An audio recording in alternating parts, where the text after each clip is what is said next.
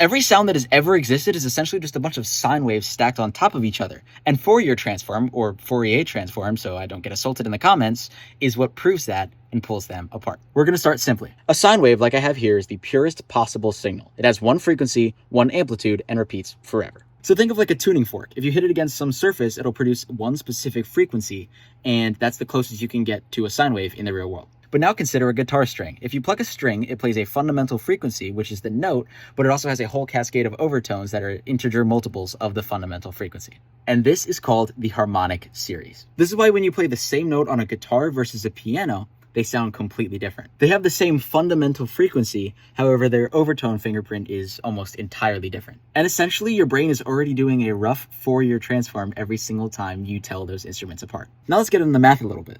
Any signal, no matter how complex or messy, can be represented as a sum of sine waves with different frequencies and amplitudes.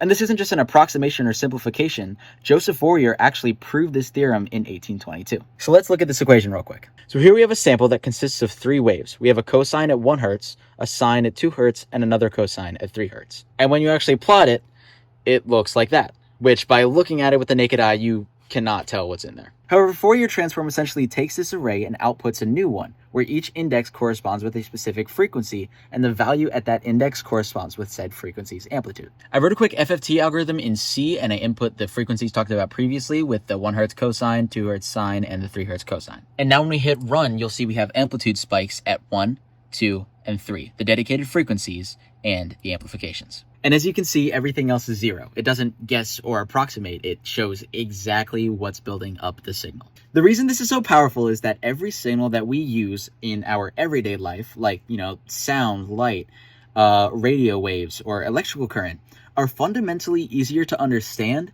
by analyzing their frequency content rather than their raw values over time. And once you're within that frequency domain, things go from being virtually invisible to obvious. Fourier Transform is something I'm super passionate about, if you can't tell, so I absolutely will be making videos on this in the future, so please stay tuned if you're interested. And I'll catch you guys later. Stay wired.